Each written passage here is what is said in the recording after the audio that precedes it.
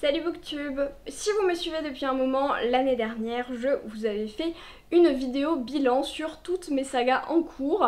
Donc c'était vraiment il y a un an tout pile. Et je me suis dit que ce serait intéressant de faire ce rendez-vous de façon annuelle pour voir l'évolution de mes sagas en cours par rapport à l'année précédente. Donc me voilà pour la deuxième édition de ce saga en cours. Donc en plus de la dizaine à peu près de sagas que j'avais en cours l'année dernière, j'en ai commencé 21 cette année. Donc quand je dis cette année, c'est depuis la dernière vidéo, hein. Donc novembre, décembre sont comptés dans cette année, hein.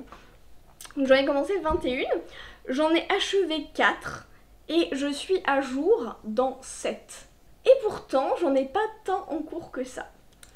Si vous voulez comprendre pourquoi, évidemment, il faut rester tout le long de cette vidéo, mais je vais vous spoiler un petit peu, c'est que j'en ai abandonné beaucoup. Et on va attaquer tout de suite puisque je vais faire un petit peu par thème. Je vais d'abord présenter les sagas que j'ai abandonnées, les sagas que j'ai avancées ou non, enfin les sagas où je suis en cours, les sagas que j'ai terminées et les sagas que je n'ai pas terminées mais où je suis à jour. Ça me paraît être un planning honnête. Et sans plus de préambule, parce que ça risque d'être un peu long et de parler de beaucoup de livres, on va commencer tout de suite.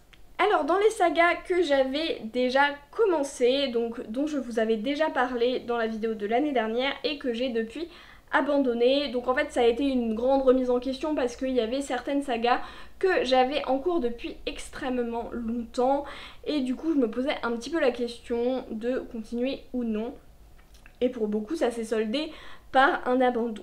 Il s'agit notamment de Gentleman's Guide to Vice and Virtue de Mackenzie Lee que je n'ai pas continué et où j'ai abandonné donc après le premier tome. Sur les 3 qui sont sortis, j'avais juste perdu l'intérêt pour cette saga. Ensuite, il y a Sauveur et Fils de Mario de Muraille. J'ai lu un tome de plus, donc j'ai lu le tome 4 depuis. Et je trouvais que ça tournait un petit peu en rond, c'est une saga qui commence à s'éterniser un petit peu. Ça ne m'apportait pas beaucoup plus de continuer à les lire, donc j'ai décidé d'abandonner après ce tome 4.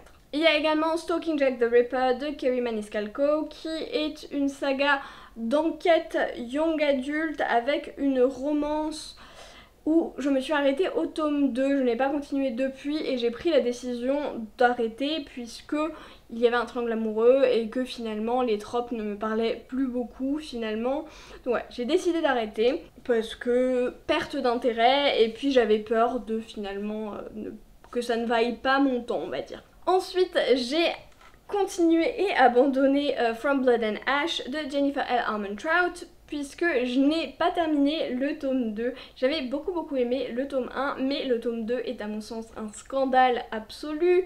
Il ne se passe rien hormis des scènes de fesses et du pining et voilà, c'est juste un voyage de quelques centaines de kilomètres et de l'infodump et du sexe, en gros. J'ai fait une vidéo où je rentre beaucoup dessus si ça vous intéresse. J'ai vraiment détesté ce livre, apparemment le tome 3 est encore pire dans le sujet, dans le sens où rien n'avance sauf les scènes de cul. Non, hein, voilà, je ne veux vraiment pas continuer, c'est à mon sens un scandale, et donc vraiment j'ai arrêté cette saga, et je ne veux plus en entendre parler.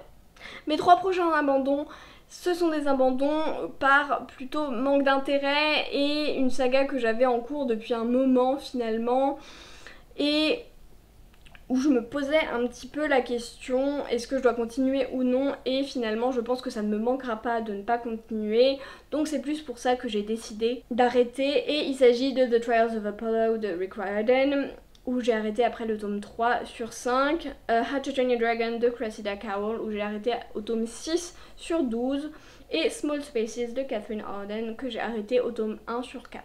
Ensuite, vous allez voir une autre belle brochette de sagas que j'ai abandonnées, mais ce sont des sagas dont je n'avais pas encore parlé l'année dernière et que j'ai commencé cette année. Il y a beaucoup d'abandons en cours de tome, soit le tome 1, soit parfois le dernier tome. Je les ai quand même mis là, j'aurais pu les mettre en terminé puisque je suis allée jusqu'au dernier tome, mais comme je n'ai pas tout achevé et que c'était un choix volontaire de ma part de les abandonner, je les mets quand même ici. Donc dans les sagas commencées et abandonnées, on a The Stolen Heir de Holly Black où je suis théoriquement à jour vu que j'ai lu la totalité du tome 1, mais je ne continuerai pas cette saga, ça ne m'a pas assez happé. C'était sympathique, mais ça ne m'a pas assez happé pour que je puisse avoir l'envie de continuer. Donc ça a été traduit sous le nom de L'héritier trahi chez Rajo ce mois-ci d'ailleurs, si ça vous intéresse quand même. Ensuite, il y a The Last Hours de Cassandra Clare où je n'ai pas fini le tome 3, j'ai DNF à un tiers à peu près pour le dernier tome parce que ce triangle amoureux est absolument insipide, insupportable, scandaleux et tout ce que vous voulez.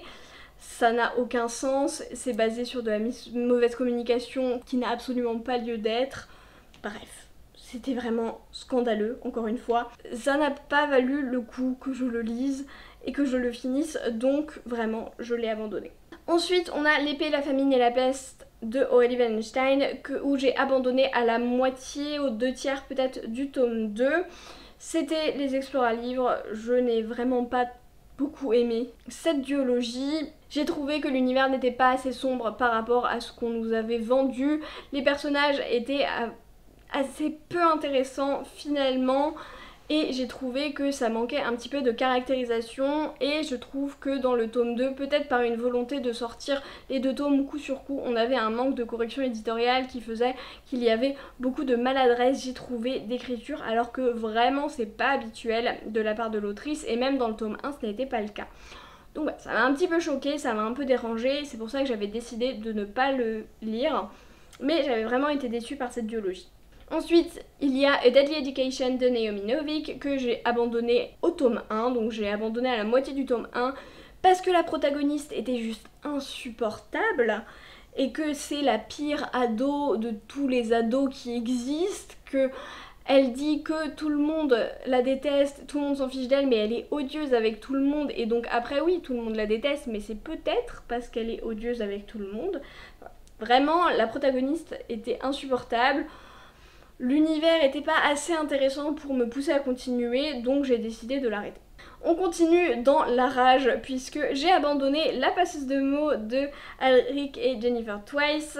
J'ai abandonné le tome 1 à 100 pages je crois, donc ça fait quoi, 15% peut-être, vu que c'est des pavasses absolues, mais rien n'allait dans ce livre. Globalement, la plume était d'une lourdeur insupportable.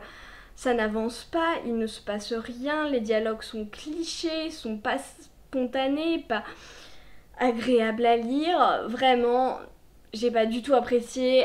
C'était un Explora-livre. Si vous voulez écouter un rant de 2 heures, je pense, sur ça, je vous laisse le live en description parce que c'est édifiant. Voilà. Ensuite, je n'ai pas terminé le premier tome de la duologie She Who Became the Sun de Shelley Parker Chan car j'ai trouvé juste qu'il y avait un manque d'intérêt. Pour moi, c'était vraiment en dessous d'autres livres un peu comparables que j'ai pu lire.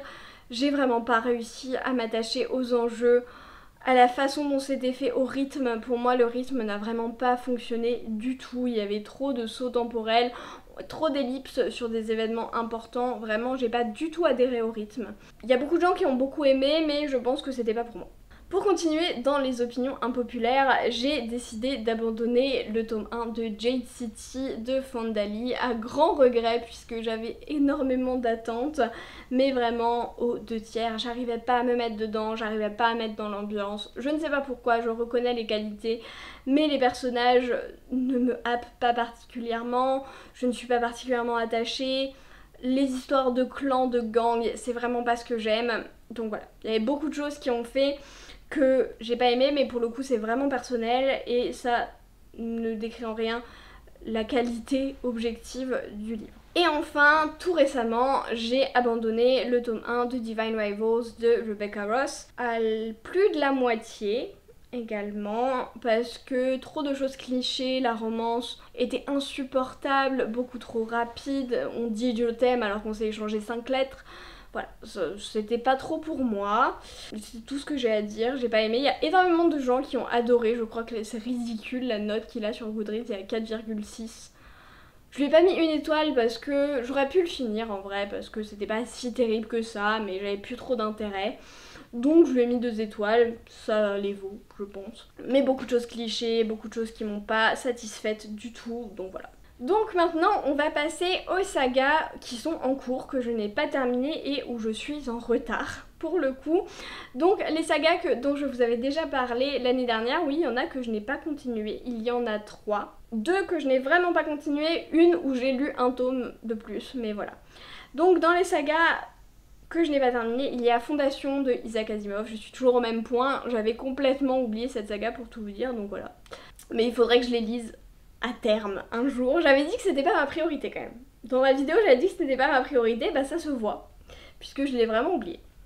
Ensuite, il y a Wayfarers de Becky Chambers, que pareil, je n'ai pas continué parce qu'il s'agit de tomes compagnons, il me reste toujours le tome 4, mais c'est le dernier Becky Chambers que j'ai à lire. Et du coup, je me le garde un peu sous le coude tant qu'il n'y en a pas un nouveau qui est annoncé. Et ensuite, j'ai continué un tome de Vampiria de Victor Dixon. J'ai lu le 2e tome sur la première trilogie, il faudrait vraiment que je le termine. Mais je ne l'ai pas fait encore. Ensuite, j'ai commencé 4 sagas que je n'ai pas terminées, ou je ne suis pas à jour. Il s'agit de ma honte de l'année, je pense. Il s'agit de Life Ship Traders de Robin Hobb. J'ai lu le 1er tome en 3 mois. Le 2e tome est encore en cours depuis mai, je crois. Bon là j'ai un peu abandonné l'idée de le continuer maintenant. Mais entre temps, panne de lecture, autre chose à lire, etc. C'est des grosses pavasses, donc c'est pour ça je pense qu'il ne passe pas au premier plan. Voilà, je n'ai aucune explication à donner parce que j'avais beaucoup aimé le tome 1. Vraiment, je n'ai aucune raison hormis c'est des pavasses et il y a d'autres trucs qui passent avant quoi. J'ai vraiment honte de moi. Ensuite, j'ai lu le 1er tome de The Singing Hill Cycle de Niveau que j'ai plutôt apprécié. C'est une saga de novella sur des contes un petit peu sous format de contes, d'histoires racontées, de mythologie un petit peu inventée, qui se base sur beaucoup de mythologie asiatique.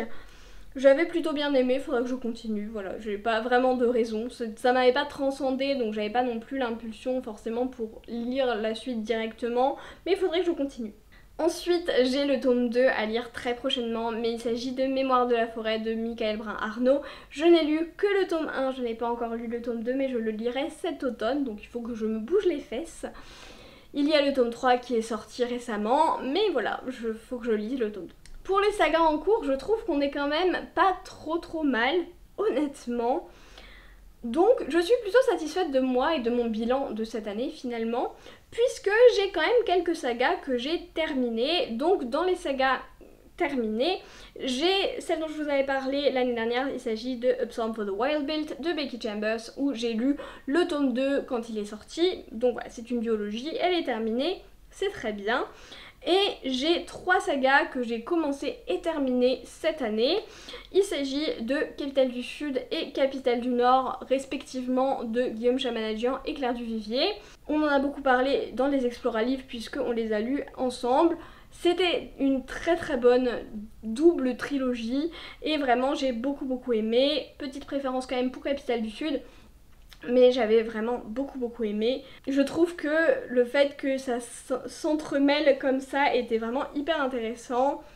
Et rien à redire sur cette double trilogie. Et ensuite, une saga que j'avais vraiment beaucoup aimé. Il s'agit des Royaumes Immobiles de Ariel Holz, la duologie, donc dans un univers de failles, et vraiment qui m'a agréablement surprise parce que c'est vraiment du très bon young adulte avec un royaume de failles qui est juste assez onirique, juste assez sombre pour que ça change complètement de ce qu'on a l'habitude de voir. On s'inspire plutôt de la tradition fae d'origine shakespearienne que j'aime beaucoup plus que ce qu'on peut avoir actuellement, et vraiment même moi qui n'aime pas les fae, j'ai beaucoup aimé. Je vous la recommande vraiment parce que j'avais adoré cette duologie. Et enfin j'ai 4 sagas où je suis parfaitement à jour et qui sont donc encore en cours. Je profite de faire avant novembre parce qu'il y en a 2 où il y a le tome suivant qui sort en novembre, donc au moins je suis à jour. La première, il s'agit de Skyward de Brandon Sanderson où j'ai lu les 3 tomes qui sont sortis. Le tome 4 sort fin novembre. Ensuite, il y a Thread of Power de V.E. Schwab. Thread of Power, j'ai lu le 1er tome qui est sorti fin septembre, directement à sa sortie, donc je suis évidemment à jour. Ensuite, il y a Fourth Wing de Rebecca Yarros où le tome 2 sort le 7 novembre. Quand je filme cette vidéo, je suis encore à jour, j'ai lu le tome 1, mais je pense que le tome 2 de toute façon ne restera pas longtemps dans ma palle, il va être lu directement parce que ça se lit hyper vite et que c'est un guilty pleasure par essence. Et enfin, il y a Mary de B.B. Alston où on a lu avec l'Explora Livre les 2 tomes qui sont sortis et on attend le 3e tome, on devait le lire en septembre ou octobre.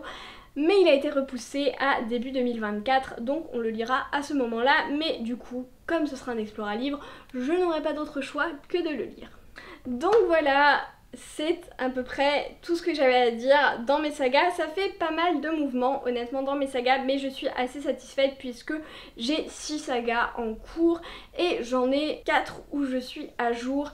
Et donc franchement, c'est très acceptable, c'est parfaitement gérable, surtout qu'il y a beaucoup de sagas en cours où finalement c'est soit il faut que je relise le tome 1, notamment pour Fondation, il faudra que je relise tout d'un coup, ou alors c'est des tomes compagnons, donc c'est pas très gênant si je les espace un petit peu plus. Je pense principalement à Singing Hills ou encore à Mémoire de la forêt où c'est pas très gênant si j'espace un petit peu. Mes priorités, je pense qu'il faut vraiment que je finisse Vampiria, faut que je lise Mémoire de la forêt. Les tomes qui sortent prochainement, il faut que je les lise prochainement. Mais voilà, je trouve qu'on n'est pas trop mal, honnêtement. Je suis assez satisfaite de moi. J'espère que vous êtes fiers de moi aussi. N'hésitez pas à me dire le nombre de sagas que vous avez en cours dans les commentaires. Vous inquiétez pas si c'est beaucoup, je sais qu'il y en a beaucoup qui ont bien plus de sagas en cours. Après c'est aussi dû au fait que j'en abandonne beaucoup aussi, puisque dès que je n'ai pas la motivation de continuer, je me dis j'arrête, peu importe si je me suis investie pendant 5 tomes, si je perds la motivation j'arrête et puis ça n'est pas très grave. J'espère qu'il y aura tout autant de mouvements l'année prochaine puisque le but c'est quand même d'en terminer, d'en commencer. J'aime particulièrement les sagas quand même. J'aimerais bien en lire un petit peu plus, c'était le but de l'année 2023. Finalement ça ne s'est pas passé comme ça exactement, mais c'est pas très grave. J'espère que cette vidéo vous a plu. N'hésitez pas à me dire si on a des sagas en commun, si je dois me bouger les fesses pour certaines. Mais en attendant, on arrête tous de procrastiner, on va prendre un livre et moi je vous dis à la prochaine.